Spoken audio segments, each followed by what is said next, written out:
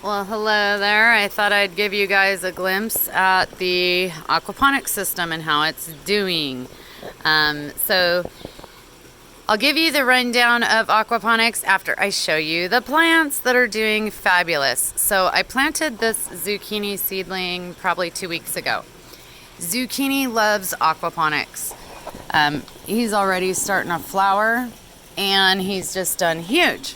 I mean, see, this thing will get to the point where it just cascades over the side and falls down. This is a cucumber that was planted about the same time, and as you can see, not even remotely big. Zucchinis love aquaponics. And then there's my bell peppers, and you can see a couple of them right there. And this is Goliath. He's the monster tomato plant that has been here since the very beginning. It was the first plant that went into my aquaponics system last March.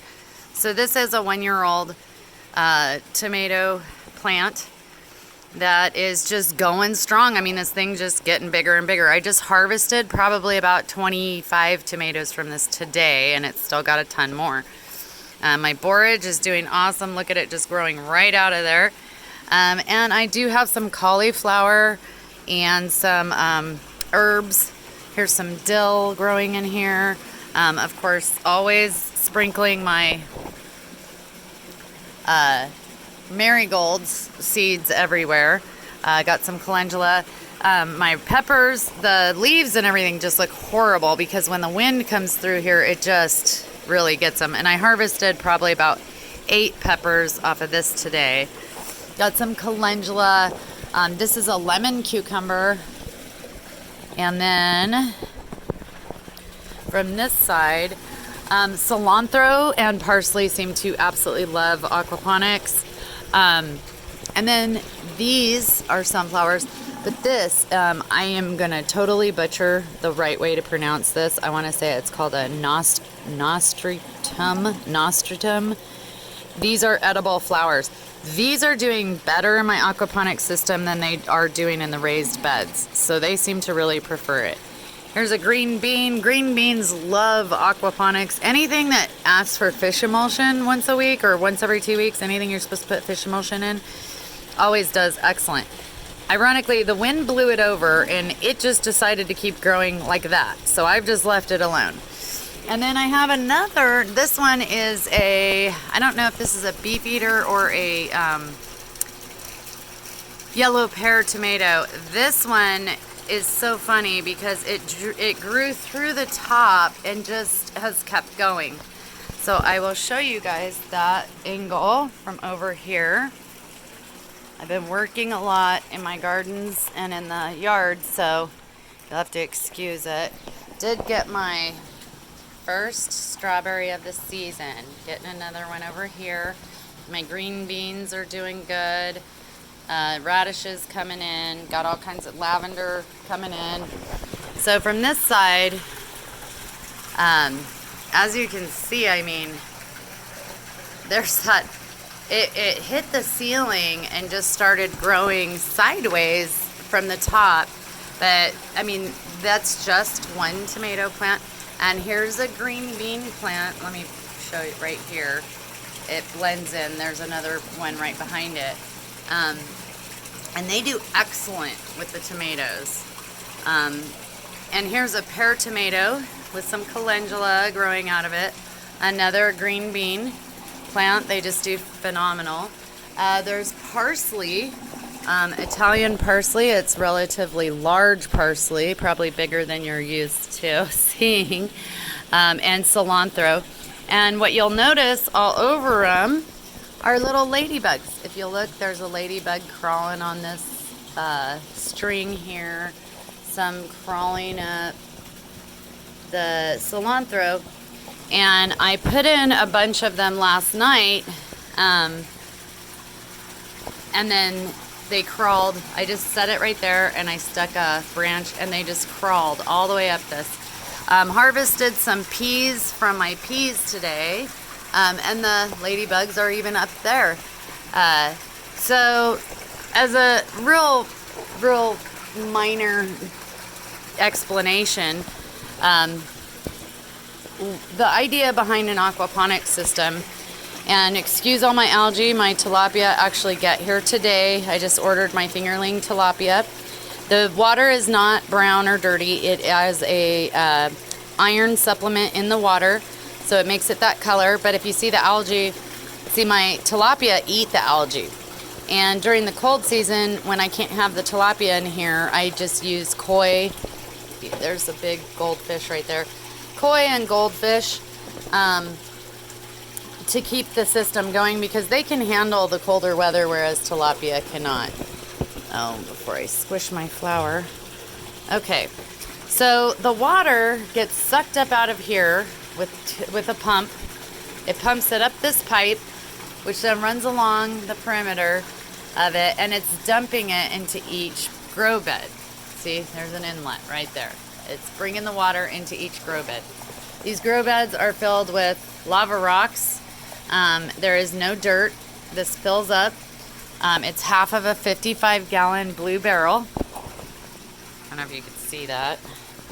And then when this fills up to the top of the pipe that I cut off in here, there's the drain pipe, and that pipe comes up to whatever level I want my water level to be at.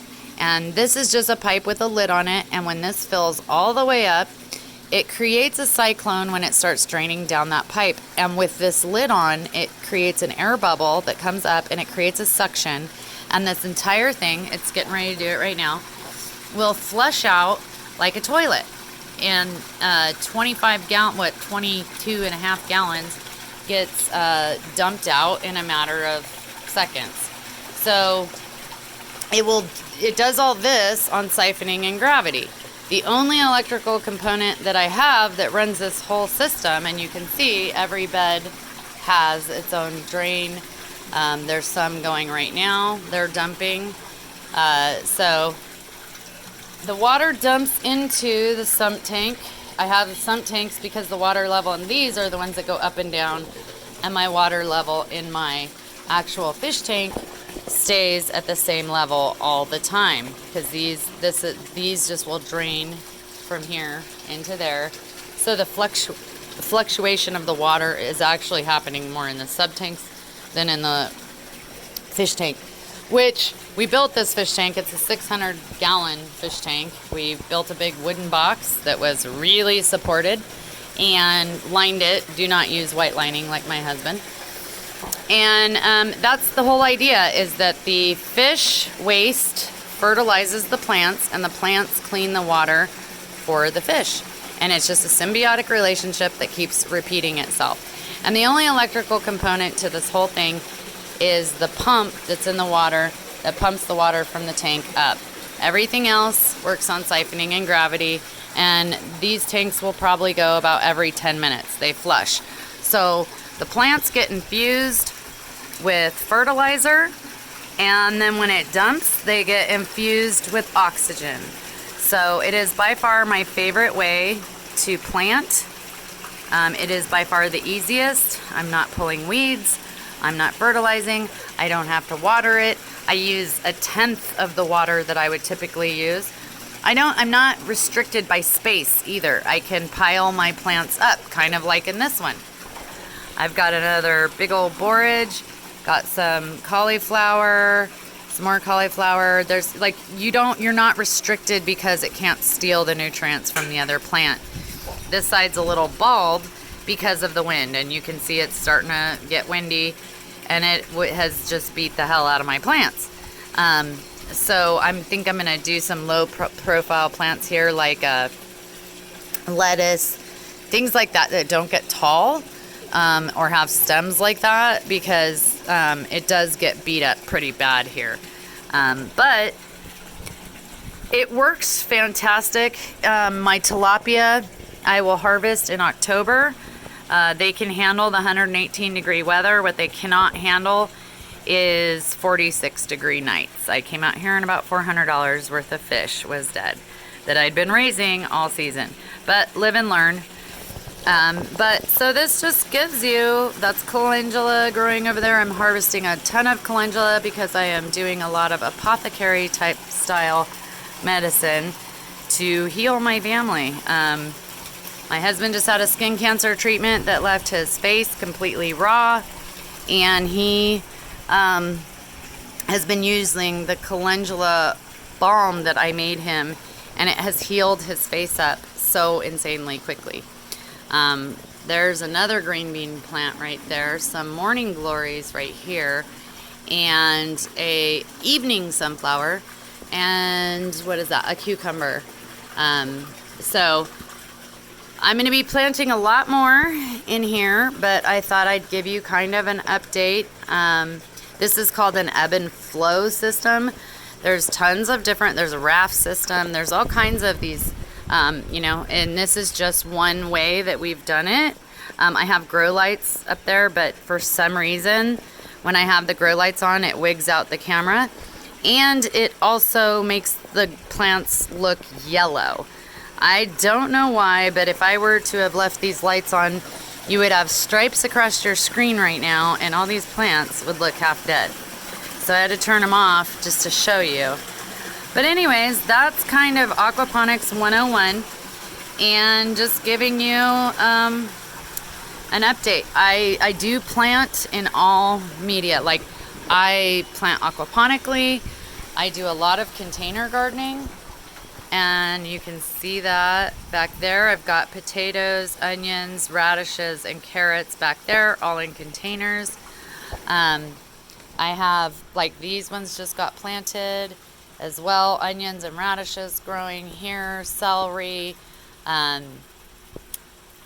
what else do I got? Zucchini, watermelons. So, and then my raised beds. This has been a new addition. We have 4 more to build, but this will give you sort of a general idea. Excuse my mess. Whenever I work on my garden, I just trash my whole yard.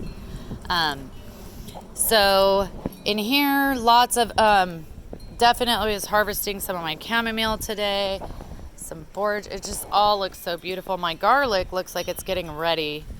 Like it's gonna get ready to be pulled soon. My artichokes are doing phenomenal. Really glad about that. I mean, I started every single thing in here from seed. Bachelor buttons are doing great. Those are also edible flowers. The most, my flowers are either going to be medicinal purposes or edible for their own sake. All my calendula that I harvest on a daily basis makes excellent medication. Lemon balm growing in between everything. I don't know if you could see it down there. Let me see what's over here. We've got the lettuces. I harvested more lettuce from these. Same plants have been going for the last few months, and all I do is cut off the leaves on around the outer edges of it. This is romaine lettuce, red leaf lettuce, and then I have some arugula here. And I just keep cutting around the outsides, and the plant will grow more. So I have really gotten the most benefit out of these that you can get. I have fennel planted, mammoth dill, and it is mammoth, regular dill, so it's shorter, but you know, these ones are huge with these gorgeous leaves on them. Again, more garlic that should be ready soon, because apparently, this is my first time growing them, but apparently when their leaves start dying off, then you braid the tops together and just let them dry out. I'm letting a few of my radishes go to seed, and then that way I will dig them back and they'll reseed themselves. Got some corn growing intermittently through here, enough to pollinate each other. But dill actually makes corn grow stronger, so it was a great place to start.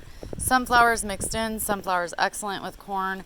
Got some, my Brussels sprouts are getting bigger. A lot of this stuff I planted back in, see, this is a nostrum, and this is the biggest one I have.